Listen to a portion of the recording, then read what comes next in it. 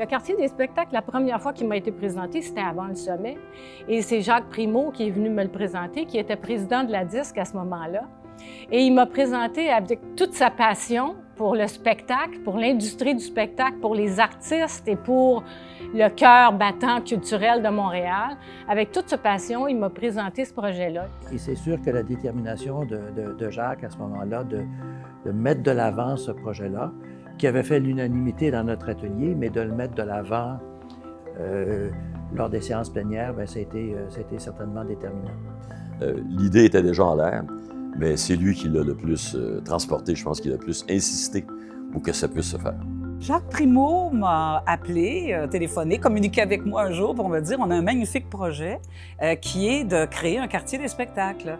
Alors, on peut dire que Jacques Primeau, c'est le grand porteur de ballon. Alors, quand Jacques se convainc qu'une idée est bonne, habituellement, il s'en convainc puis il convainc les autres. Et c'est lui qui a réuni Marie Lavigne, c'est lui qui a réuni André Ménard, Alain Simard à l'époque, moi-même.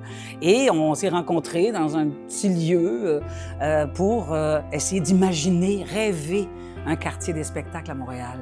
La vision initiale qui a été élaborée par les pères et les mères du quartier des spectacles, ça a été vivre, créer, apprendre et se divertir au centre-ville.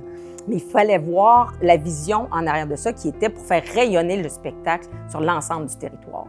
Quand il s'est agi pour Jacques de prendre la présidence du quartier des spectacles, j'étais dans ses grands supporters.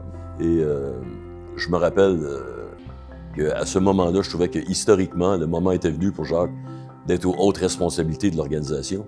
Le rôle que jouait Jacques dans le quartier des spectacles est indéniable, inestimable. Le temps qu'il y a investi, moi je le considère encore et toujours comme un des pères fondateurs de ce grand projet qui a transformé le centre-ville de Montréal.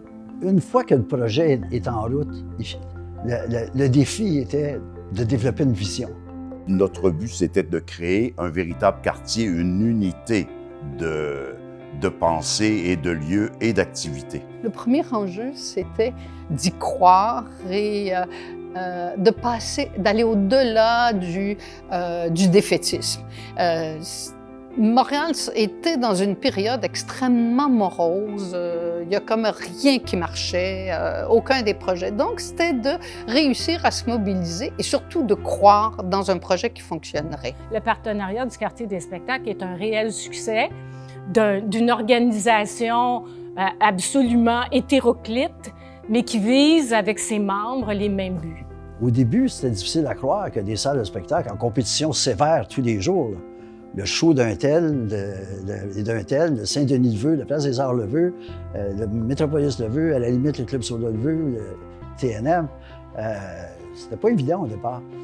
Et la capacité de ces gens-là de travailler ensemble, moi, c'est quelque chose qui m'a toujours impressionné. Jacques a fédéré les gens propriétaires de salles et une industrie au complet avec la volonté que ce quadrilatère devienne un haut lieu de culture québécoise dans lequel, d'ailleurs, les artistes francophones du Québec pourraient retrouver une scène au centre-ville de Montréal.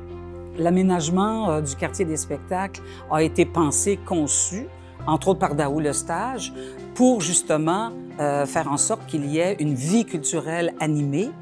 Il faut se souvenir qu'à l'époque, c'était que des terrains vacants et on en a créé un lieu de destination avec tous les intervenants. Donc, un lieu de destination qui permet au cœur culturel de Montréal de pulser, en fait, sur les plateaux permanents que l'on a créés, donc sur les différents espaces publics. Je pense qu'au cours des années, au fil des années, ce que le partenariat a réussi à faire, c'est de faire arrêter les gens.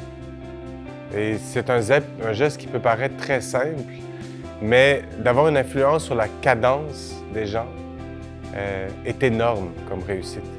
Par la suite, c'est aux artistes de profiter de ce ralentissement et de voir ce qu'ils en font.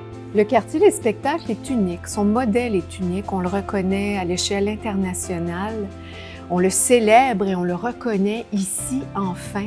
Quand on en regarde les retombées, je pense que c'était au-delà des attentes de l'époque en matière de développement. Un autre signe du passage du temps, c'est que Jacques va maintenant quitter. Je pense qu'il peut se dire mission accomplie. Mais le quartier des spectacles, lui, est promis, je pense, à un brillant avenir. C'est un lieu d'intervention, d'initiative qui est devenu important à Montréal. Et je pense que, sans l'apport de Jacques, en tout cas, c'est sûr que la vision ne serait pas tout à fait la même.